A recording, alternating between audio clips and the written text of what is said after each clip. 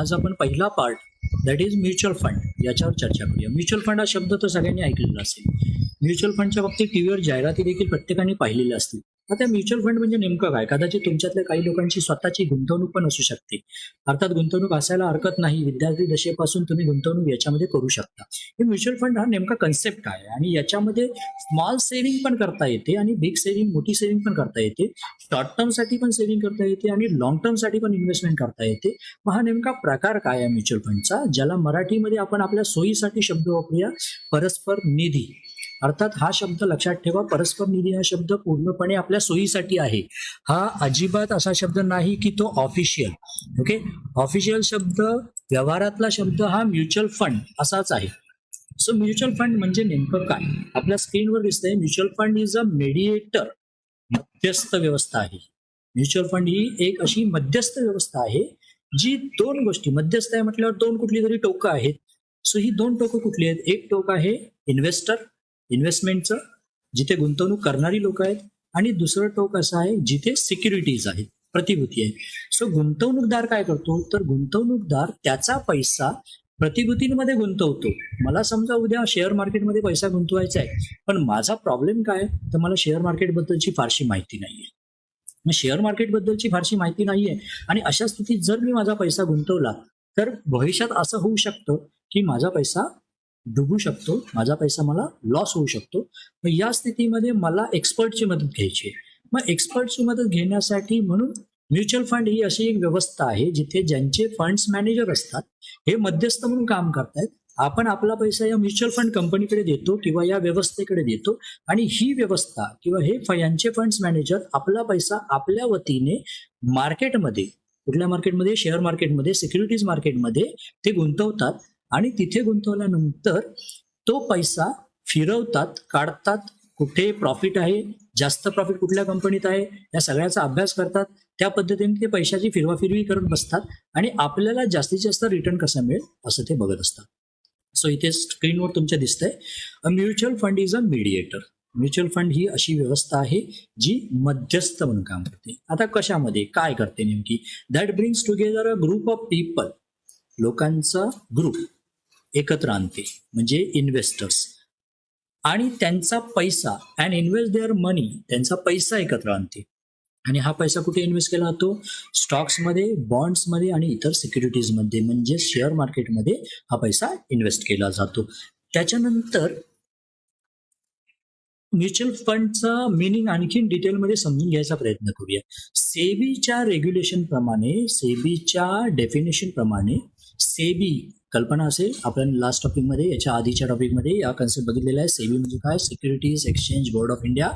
So सिक्युरिटीजच्या एक्सचेंजसाठी, प्रतिभूतींच्या विनिमयासाठी, प्रतिभूतींच्या अदलाबदलीसाठीचं board भारतातलं, आणि त्याची 1996ला एक रेग्युलेशन त्यांनी पास केलं आणि ते रेग्युलेशन म्युच्युअल फंडच्या संदर्भातलं होतं.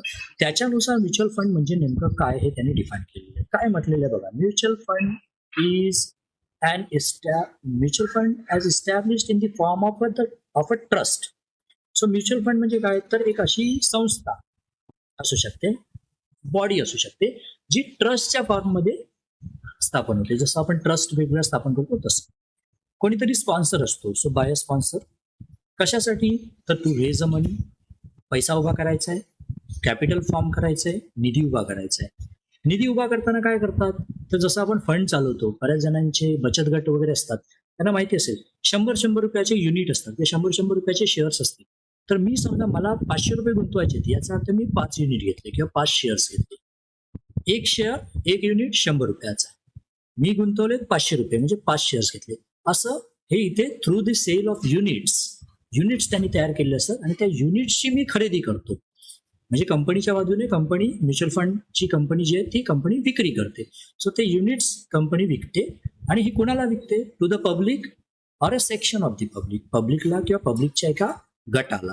सो जनतेसाठी हे ओपन आहे, कोणीही याच्यामध्ये गुंतवणूक करू शकतो. आता हे करत असताना त्यांनी वेगवेगळ्या योजना तयार केलेल्या असतात. मग त्याच्यासाठी वन ऑर मोर स्कीम किंवा टाईप्स ज्याला आपण म्हणतो, हे वेगवेगळे प्रकार आहेत म्युच्युअल फंडचे, ते पुढच्या सेशनमध्ये आपण बघणार आहोत. सो एकापेक्षा जास्त स्कीम्स त्यांनी लॉन्च केलेल्या असतात, त्यांनी दिलेल्या असतात. जसा इन्शुरन्स पॉलिसीचे वेगवेगळे प्रकार आहेत, तशाच प्रकारे म्युच्युअल फंडचे वेगवेगळ्या स्कीम्स आहेत. आपल्याला कोणत्या स्कीममध्ये पैसा गुंतवायचा हे आपण ठरवायचं आहे आणि त्याप्रमाणे त्या एका स्कीममध्ये गुंतवायचे. आणि ही मंडळी पुढे काय करतात, हा पैसा उभा करतायत. हा पुढे उभा करून काय करणार आहेत, तर फॉर इन्व्हेस्टिंग इन सिक्युरिटीज हा पैसा उभा करणार आणि तो कुठे करणार आहेत, सिक्युरिटीजमध्ये, प्रतिभूतीमध्ये गुंतवणार आहेत. आणि ह्या प्रतिभूती केवळ शेअर मार्केट नव्हे, तर शेअर मार्केटच्या सोबत आपण सुरुवातीच्या पहिल्या टॉपिकमध्ये बघितलेल्या फायनान्सचे जे शेवटचे 2 टॉपिक आहेत त्याच्यामधला, म्हणजेच फायनान्स मधला पहिला टॉपिक, म्हणजेच ओव्हरऑल टॉपिक मधला आपला तिसरा टॉपिक, त्याच्यामध्ये आपण पाहिलेलं आहे की 2 प्रकारचे मार्केट आहेत, कॅपिटल मार्केट आणि मनी मार्केट. सो मनी मार्केटमध्ये देखील, मनी मार्केटच्या इन्स्ट्रुमेंटमध्ये देखील ते पैसे गुंतवतात. आता मनी मार्केट हे काय प्रकार आहे त्यावेळी बघितलेलं आहे. कॅपिटल मार्केट हे लॉंग टर्म मार्केट आहे, दीर्घकालीन पैसा आपण त्याच्यामध्ये गुंतवतो. आणि मनी मार्केट हे शॉर्ट टर्म मार्केट आहे, 1 दिवसापासून 15 दिवसापर्यंत किंवा 15 दिवसाचं 20 दिवसाचे असे देखील पैसे आपण याच्यामध्ये गुंतवता येतात. सो या सगळ्या इन्स्ट्रुमेंटमध्ये पैसा गुंतवण्यासाठी आपल्याकडून, जनरल पब्लिककडून ते पैसा काढतात, युनिट सेल करतात. पब्लिककडून पैसा काढतात म्हणजे पब्लिकला युनिट विकतात आणि ते एखाद्या पर्टिक्युलर स्कीम मध्ये टाकतात आणि ती स्कीमच्या माध्यमातून ते शेअर मार्केटमध्ये टाकतात. असं ही चेन आहे. म्हणजे दुसऱ्या भाषेत बोलायचं तर काय आहे बघा, इथे mutual funds are basically investment vehicle. गुंतवणुकीचं माझं वाहन आहे ते, मी याच्या माध्यमातून गुंतवणूक करणार आहे. That comprise the capital of different investors. वेगवेगळ्या गुंतवणूकदारांचं, म्हणजे एकाच वेळी 100 गुंतवणूकदार आहेत, प्रत्येकाने ₹100 काढले, सो 100 into 100 एवढे पैसे कंपनीकडे जमा झाले. So different investors who share a mutual financial गोल. प्रत्येकाचा फायनान्शियल गोल जो आहे परस्पर ठरलेला आहे. प्रत्येकाने काहीतरी एक सामायिक ध्येय त्यांचं नक्की केलेलं आहे. त्याच्यानंतर हा फंड मॅनेजर, एक फंड मॅनेजर असतो तिथे. तो फंड मॅनेजर काय करतो, तर हे सगळे पैसे आपल्याकडे खेचायचा प्रयत्न करतो. तो त्यांच्याकडून कलेक्ट करतो. ते कलेक्ट केल्यानंतर तो अभ्यास करतो मार्केटचा, आणि मार्केटचा अभ्यास करून हे पैसे कुठे वाढतील, कुठे गुंतवले पाहिजे, कुठे किती दिवस किती वेळ ठेवला पाहिजे, याचा सगळ्याचा अभ्यास करतो आणि तशा पद्धतीने ते पैसे ऍक्च्युअल मार्केटमध्ये गुंतवले जातात. स्टॉक, शेअर्स, बॉन्ड्स याच्यामध्ये गुंतवले जातात आणि तिथून हा पैसा वाढवायचा प्रयत्न केला जातो. आणि हा वाढलेला भाग जो आहे, जो प्रॉफिटचा शेअर जो आहे, तो प्रॉफिटचा शेअर कंपनी स्वतःला घेते. म्युच्युअल फंड कंपनी किंवा फंड्स मॅनेजर हे स्वतःला घेतात आणि त्यातला थोडा शेअर ज्यांनी ही गुंतवणूक केलेली आहे त्यांना देखील दिला जातो. अशी ही व्यवस्था आहे. म्हणजे शॉर्टमध्ये आपण अगदी थोडक्यात हे पॉईंट बघूया. आत्ता जे सगळं लिहिलेलं होतं त्याच्यातले, ते म्युच्युअल फंड म्हणजे काय आहे, तर ती इन्व्हेस्टमेंट व्हेइकल आहे. त्याच्यानंतर it comprise the capital of different investors. एकाच गुंतवणूकदाराचं नाही, तर एकाच वेळी आपण एकापेक्षा जास्त गुंतवणूकदार आणि त्यांचं भांडवल आपण याच्यामध्ये एकत्र आणलेलं असतं. त्याच्यानंतर असे इन्व्हेस्टर्स असतात जे म्युच्युअल फायनान्शियल गोल, परस्पर वित्तीय ध्येय शेअर करत असतात. आणि फंड मॅनेजर असतो जो आपल्या वतीने हे सगळं पुढे इन्व्हेस्ट करत असतो. सो म्युच्युअल फंडचे नेमके फायदे काय आहेत, मी काही पार्ट स्किप केलेला आहे थोडासा, मी पुढे येतो. म्युच्युअल फंडचे फायदे काय? म्युच्युअल फंडचे फायदे असे आहेत की माझ्या पैशाचं मॅनेजमेंट, मी कुठे गुंतवणूक करायची त्याचं मॅनेजमेंट मला प्रोफेशनली करता येत नाही, पण म्युच्युअल फंडच्या माध्यमातून माझा जो फंड मॅनेजर आहे किंवा ती जी कंपनी आहे ती त्याचं प्रोफेशनल मॅनेजमेंट करते. प्रोफेशनल मॅनेजमेंट म्हणजे काय, तर मला वाटतंय की आज एखादी कंपनी प्रॉफिटमध्ये आहे तर तिथे पैसा ठेवला पाहिजे, पण दुसऱ्या दिवशी ही कंपनीचं लॉसमध्ये आहे असं ज्यावेळी मला दिसतंय तर तिथून तो काढला पाहिजे आणि प्रॉफिट असणाऱ्या कंपनीमध्ये स्विच ऑफ केला पाहिजे. सो स्विच ओव्हर करणं आणि पैसा वाढवणं याच्यासाठी प्रोफेशनल हेल्प घेणं गरजेचं आहे आणि ही प्रोफेशनल हेल्प आपल्याला म्युच्युअल फंडच्या माध्यमातून मिळते. त्याच्यानंतर पोर्टफोलिओ डायव्हर्सिफिकेशन. बऱ्याच वेळा असं होतं की आपण गुंतवणूक करतो, आपल्या गुंतवणुकीचे प्रकार काय असतात. आता पोर्टफोलिओ म्हणजे नेमकं काय ते समजून घेऊया. पोर्टफोलिओ म्हणजे काय, तर माझा पूर्ण एक हे असतं काय, CV, बायोडेटा. आता इन्व्हेस्टमेंट बायोडेटाचा विचार केला तर इन्व्हेस्टमेंट बायोडेटाच्या बाबतीत माझे पैसे बँकेत आहेत समजा, मग 4 बँका आहेत. 4 बँकांपैकी एक कोऑपरेटिव्ह बँक आहे, तिथे माझे थोडे पैसे आहेत. एक नॅशनलाइज बँक आहे, तिथे माझे थोडे पैसे आहेत. असे पैसे आहेत. त्याच्यानंतर मी पोस्टामध्ये ठेवलेले आहेत, तिथे माझे थोडे पैसे. सो हा जो सगळा डेटा जो काही सांगतोय याला पोर्टफोलिओ असं म्हणतात. सो फायनान्शियल पोर्टफोलिओ जो आहे त्या पोर्टफोलिओमध्ये सगळ्यात महत्त्वाची गोष्ट म्हणजे मी जर माझा सगळा पैसा, माझ्याकडे 1,00,000 रुपये आहेत आणि सगळे 1,00,000च्या 1,00,000 मी जर एकाच बँकेत ठेवून दिले तर उद्या ती बँक बुडाली तर माझे सगळे 1,00,000 लॉस होणार. पण त्याच्याऐवजी मी त्याचे 20-20 हजाराचे 5 तुकडे केले आणि 5 वेगवेगळ्या ठिकाणी जर ठेवून दिले आणि ते 5 वेगवेगळ्या ठिकाणी म्हणजे फक्त 5 वेगवेगळ्या बँकांमध्ये नाही, तर एक तुकडा बँकेत ठेवला 20,000चा, एक भाग मी पोस्टात ठेवला, एक भाग मी शेअर्समध्ये ठेवला. असं केलं तर डायव्हर्सिफिकेशन होतं, वैविध्यीकरण होतं. त्याच्यासाठी म्युच्युअल फंड हा महत्त्वाचा पार्ट आहे. त्याच्यानंतर लो ट्रान्झॅक्शन कॉस्ट. म्युच्युअल फंडमध्ये ज्यावेळी मी गुंतवणूक करतोय आणि गुंतवणुकीच्या माध्यमातून मी माझा जे पैसा वाढवायला जातो त्यावेळी याचा व्यवहाराचा खर्च जो आहे तो खूप कमी असतो असं मानलं जातं. त्याच्यानंतर लिक्विडिटी, तरलता. ज्यावेळी मला माझा पैसा पाहिजे परत, मी बँकेत ठेवलाय 20,000 रुपये, मला आता गरज आहे तर मी लगेच जाऊन काढून आणू शकतो. तशा प्रकारे लिक्विडिटी म्हणजे तरलता, easy availability of your cash. तुम्हाला तुमची कॅश परत मिळाली पाहिजे आणि ती कॅश या म्युच्युअल फंडच्या माध्यमातून, म्युच्युअल फंडमध्ये ज्यावेळी आपण पैसे ठेवतो त्यावेळी म्युच्युअल फंडची पण अशी सिस्टीम असते की त्याच्यातून तुम्ही तुमचे पैसे काढून घेऊ शकता. स्कीम्स वेगवेगळ्या आहेत, टाईप्स किंवा स्कीम्स ज्याला आपण टाईप्स पण म्हणू शकतो. प्रकार म्युच्युअल फंडचे वेगवेगळे आहेत किंवा योजना वेगवेगळ्या आहेत. आता या म्युच्युअल फंडच्या वेगवेगळ्या योजना कोणत्या आहेत त्या आपण पुढे आहे हा पार्ट, पुढे त्या पार्टमध्ये या स्कीम समजून घेऊया. सो त्याच्यामधला मला सुटेबल कोणता आहे.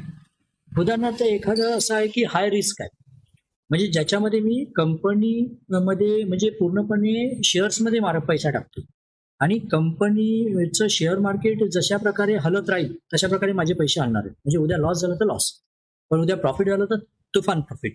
म्हणजे इथे हाय रिस्क आहे. दुसरं असं आहे की मॉडरेट रिस्क. मग हे कोणत्या पद्धतीचे असावे हे गुंतवणूकदाराच्या त्याच्या आवडीनिवडीवर ठरत असतं. त्यामुळे हा पार्ट जो आहे तो स्कीम त्याने कोणती चॉईस करायची, टाईप कोणते सिलेक्ट करायचे, हा ऑप्शन गुंतवणूकदाराला इथे मिळतो. त्याच्यानंतर ट्रान्सपरन्सी, पारदर्शकता आहे. तुम्ही तुमचा गुंतवणुकीचा फ्लो पाहू शकता. गुंतवणूक कशी चालली आहे, किती वाढली आहे, कमी झाली आहे, लॉस होतोय की नाही, व्यवस्थित चालली की नाही, हे सगळं तुम्हाला त्याचे स्टेटमेंट्स ती लोक पाठवत असतात. ऑनलाईन तुम्ही ते व्ह्यू करू शकता. त्यांचं फ्लेक्झिबिलिटी आहे, तुम्ही स्विच पण करू शकता. एका फंड्समधून दुसऱ्या फंड्समध्ये स्विच करू शकता, काढून घेऊ शकता. सो फ्लेक्झिबिलिटी आहे. त्याच्यानंतर सुरक्षितता आहे. सेबीच्या ॲक्टनुसार तुम्हाला बऱ्यापैकी याला पूर्णपणे सेक्युर्ड केलेलं आहे.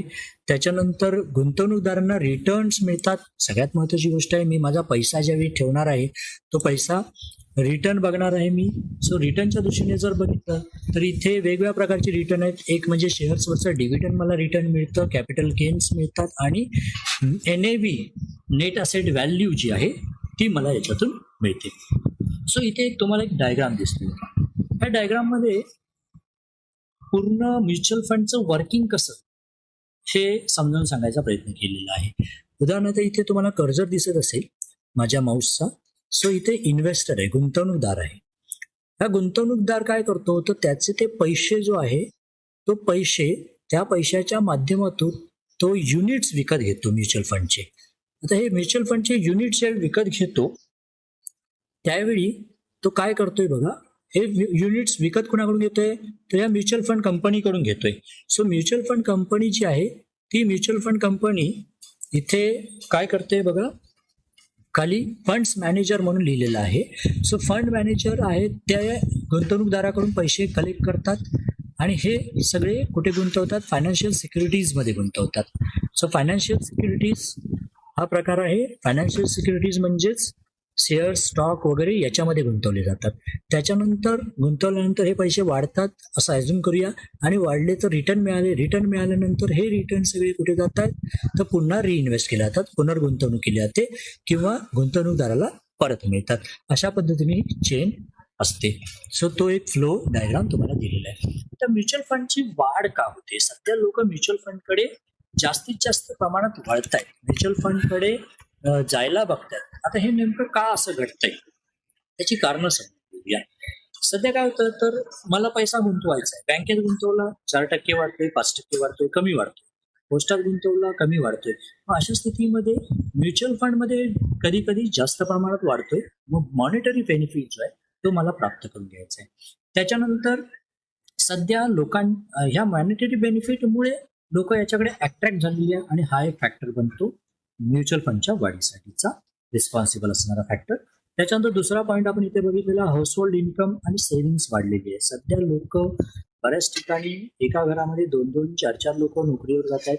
त्यामुळे स्वाभाविकच त्यांचं उत्पन्न वाढलेलं आहे आणि वाढीव उत्पन्नाचा विचार करता आपण खर्च वाढवू शकतो, त्याचबरोबर बचत वाढवू शकतो. बचत वाढली की ही बचत आपण गुंतवणुकीकडे वळवू शकतो. सो सध्या हे असं घडतंय. त्याच्यानंतर स्कीम्स वेगवेगळ्या प्रकारच्या आहेत. आपल्याला स्कीमचे ऑप्शन्स असल्यामुळे बऱ्याचदा लोक याच्याकडे अट्रॅक्ट झालेले आहेत आणि हा एक घटक असा आहे की ज्याच्यामुळे म्युच्युअल फंडच्या वाढीला फायदा झालेला आहे. म्युच्युअल फंड मार्केट वाढतंय. त्याच्यानंतर रिस्क कमी आहे, कारण ज्यावेळी आपण आपल्याला वाटते रिस्क त्यावेळी काढून घेऊ शकतो. सो फ्लेक्झिबिलिटी आहे, लिक्विडिटी आहे. पुढचा पॉईंट आहे बघा, लिक्विडिटी. केव्हाही आपण याच्यातून पैसा काढून घेऊ शकतो. सो पुन्हा प्लस याला कायद्याने पण बॅकिंग दिलेलं आहे. त्यामुळे गुंतवणूकदारांचा हितरक्षणाचं संरक्षण करण्याचा विचार इथे झालेला आहे सरकारकडून, कायद्याकडून. त्यामुळे रिस्क देखील कमी आहे. त्याच्यानंतर गुंतवणूकदारांचं संरक्षण केलं जातं. सो गुंतवणूकदार जे आहेत ते गुंतवणूकदार सुरक्षित राहतील, गुंतवणूकदारांचे हितरक्षण अबाधित राहील याच्यासाठी सेबीचे रेग्युलेशन्स आहेत आणि त्यामुळे गुंतवणूकदारांचा याच्यावर विश्वास बसत चाललेला आहे आणि म्हणून याच्याकडे लोक अट्रॅक्ट झालेली आहे. आणि पारदर्शकता आहे. तुम्ही पाहिजे त्यावेळी तुमचं स्टेटमेंट बघू शकता, मागवू शकता, पाहू शकता. सो पारदर्शकता आहे.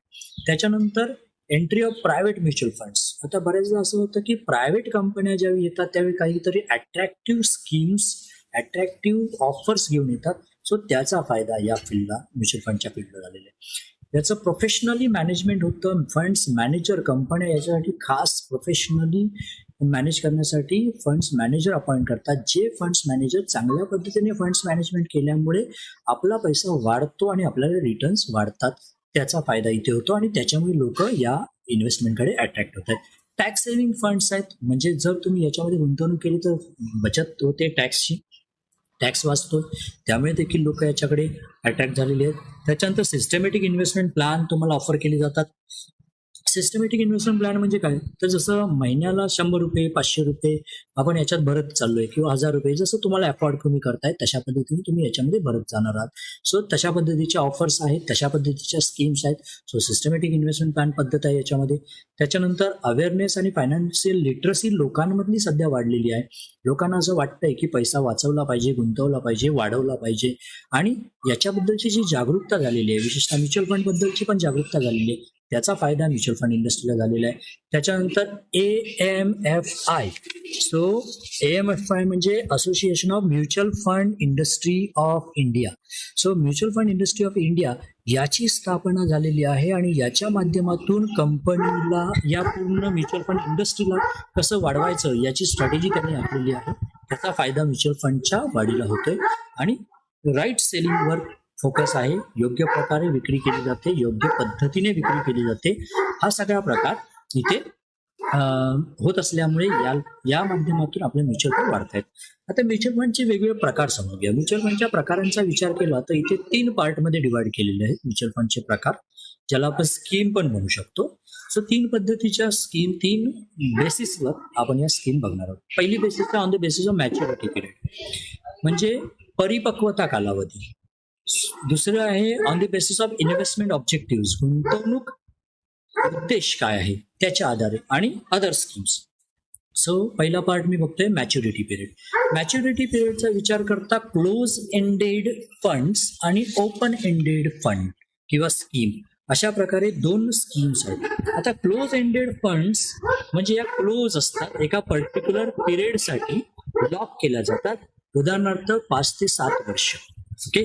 सो त्याचा हा जो मॅच्युरिटी पिरियड हा प्री डिटरमाइंड असतो. म्हणजे मी ज्यावेळी स्कीम ती घेणार आहे, मी त्या फंडमध्ये पैसे टाकणार आहे, त्याच वेळी मला माहिती आहे की या फंडमध्ये मला 5 वर्षासाठी पैसे टाकायचे. सो आधीच ते निश्चित केलेलं असतं, आधीच ते डिक्लेअर केलेलं असतं. सो अशा पद्धतीच्या स्कीम आहेत क्लोज एंडेड स्कीम. त्याच्यानंतर दुसरा प्रकार आहे ओपन एंडेड स्कीम. आता ओपन एंडेड स्कीम मध्ये काय असतं, तर ओपन एंडेड मध्ये तुम्ही कधीही त्याच्यामध्ये पैसे टाकू शकता आणि कधीही काढून घेऊ शकता, कधीही रिपर्चेस करू शकता. सो कंटिन्युअस बेसिसवर आहे, त्यामुळे हा क्लोज स्कीम नाहीये, ही ओपन एंडेड स्कीम आहे. अशा ह्या 2 पद्धती मॅच्युरिटी पिरियडच्या दृष्टीने. सो मॅच्युरिटी पिरियडच्या दृष्टीने 2 आपण स्कीम बघतोय. पहिली स्कीम बघतोय क्लोज फंड आणि दुसरी ओपन फंड. क्लोज फंड म्हणजे काय, तर त्याचा लॉक असतो 5 ते 7 वर्ष, किंवा ओपन एंडेडला आपण काय बघतोय तर लॉक नसतो, कधीही तुम्ही पैसे टाकू शकता किंवा काढू शकता. त्याच्यानंतर on the basis of investment objective, माझ्या गुंतवणुकीला मी गुंतवणूक करत असताना उद्देश ठरवलेला आहे की मला काय आहे. माझी गुंतवणूक वाढली पाहिजे, माझं इन्कम वाढलं पाहिजे, माझं इन्कम सुरक्षित राहिलं पाहिजे, काय त्या उद्देशाच्या आधारे इथे ह्या काही स्कीम केलेल्या आहेत. उदाहरणार्थ पहिला उद्देश आहे, पहिली स्कीम आहे याच्यामध्ये ग्रोथ फंड किंवा स्कीम. सो ग्रोथ फंड किंवा स्कीम ही साधारणपणे मीडियम टर्म किंवा लॉंग टर्म असते, आणि याच्यामध्ये अशी अपेक्षा अशी असते की ग्राहकांनी पैसा लगेच काढून घ्यायचा नाहीये, तर तो साधारण मध्यम कालावधी किंवा दीर्घ कालावधीपर्यंत ठेवायचा आहे आणि तुमचा पैसा वाढवायचा आहे. त्याच्यानंतर income scheme, as the name itself indicates की याच्यामध्ये फिक्स्ड इन्कम, म्हणजे फिक्स इन्कम तुमचं तुम्ही गुंतवता याच्यामध्ये, आणि त्या माध्यमातून गुंतवणूकदाराला एक फिक्स्ड इन्कम रिटर्न मध्ये मिळत जाईल. त्याच्यानंतर बॅलन्स्ड फंड, आता इथे बॅलन्स केला जातो. बॅलन्स फंड मध्ये कसं असतं की साधारणपणे कंपन्या जर बघितल्या, तुम्ही पण बॅलन्स शीट जर बघितलं तर बॅलन्स शीटमध्ये 2 प्रकार असतात बघा. कंपन्यांच्या बॅलन्स शीटमध्ये लायबिलिटी साईडला 2 प्रकार असतात. एक प्रकार असतो कंपन्यांच्या दृष्टीने, तो म्हणजे ओन्ड फंड, मालकाचा स्वतःचा निधी, आणि दुसरा प्रकार असतो बॉरोड फंड, म्हणजे उसनवारी घेतलेला. डेप्ट आणि इक्विटी असे त्याला शब्द वापरले जातात. इक्विटी म्हणजे मालकाचा आणि डेप्ट म्हणजे उसनवारी घेतलेली.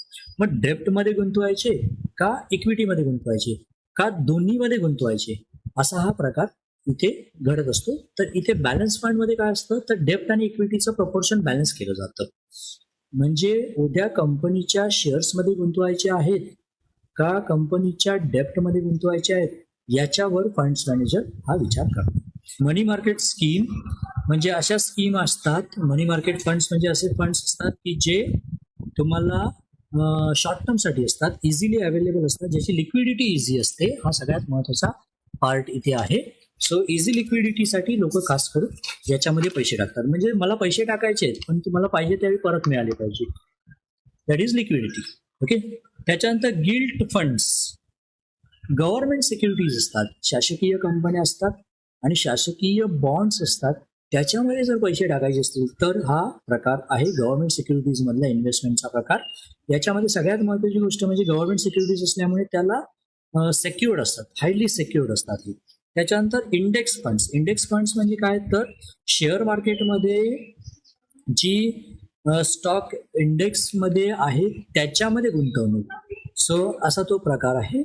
सो इथे कदाचित बघितलं असेल तुम्ही, इन्व्हेस्टमेंट ऑब्जेक्टिव्हच्या दृष्टीने जास्त टाईप्स तुम्हाला दिसत आहेत इथे. Growth fund, income fund, balance fund, money market fund, gilt fund, index fund, आणि याच्यापेक्षाही मच मोर आणखीन देखील बरेच प्रकार आहेत.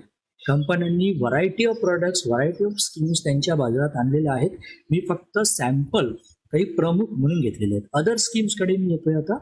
अदर स्कीम्समध्ये पहिला प्रकार आहे टॅक्स सेव्हिंग फंड्स, ज्याच्यामध्ये प्युअर ऑब्जेक्टिव्ह आहे की तुम्ही टॅक्स वाचवायचा आहे, आणि याच्यासाठी गव्हर्नमेंटने काय केलेलं आहे, तर equity linked saving schemes ELSS असं त्याला नाव दिलेलं आहे. आणि या saving schemes under ATC, income tax ऍक्टच्या ATC अंडर तुम्हाला टॅक्सचं बेनिफिट याच्यातून मिळून जातं. सो काही लोकांना ज्यांना टॅक्स वाचवायचा असतो ती लोक याच्यामध्ये गुंतवणूक करू शकतात. सो टॅक्स सेव्हिंग आहे.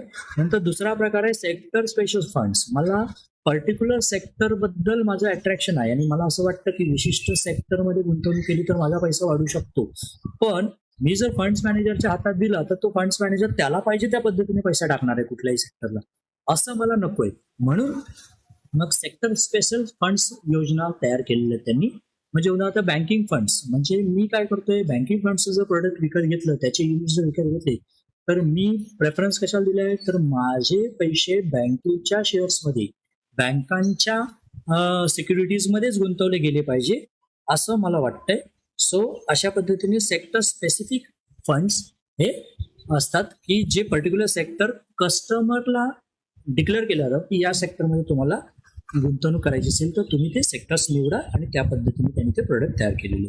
सो अशा पद्धतीने आपण इथे आजच्या पूर्ण प्रेझेंटेशनमध्ये काय काय बघितलेलं आहे बघा. सुरुवातीपासून म्युच्युअल फंड म्हणजे काय ते समजून घ्यायचा प्रयत्न केला. सेबीच्या डेफिनेशन नुसार म्युच्युअल फंड म्हणजे नेमकं काय ते समजून घेतलं. त्याच्यानंतर आपण म्युच्युअल फंडचे एक जनरल मिनिंग समजून घ्यायचा प्रयत्न केला. त्याच्यानंतर म्युच्युअल फंडचे फायदे काय आहेत ते बघितले. त्याच्यानंतर म्युच्युअल फंड ही सिस्टीम, हे चक्र नेमकं कसं असतं, वर्किंग ऑफ म्युच्युअल फंड हा प्रकार आपण समजून घेतला. त्याच्यानंतर म्युच्युअल फंड, सध्या म्युच्युअल फंड सिस्टीम वाढते, ही इंडस्ट्री वाढते आणि या इंडस्ट्रीच्या वाढीला योगदान देणारे घटक कोणते आहेत, हे का वाढत आहेत, याच्यामागची कारणे काय आहेत ते समजून घ्यायचा प्रयत्न केला. त्याचे एकूण 14 पॉईंट इथे बघितलेले आहेत. त्याच्यानंतर types of mutual fund, mutual फंडचे प्रकार बघितलेले आहेत. सो 3 बेसिस याच्यामध्ये बघितलेले आहेत, on the basis of maturity period, on the basis of investment objective आणि अदर स्कीम्स.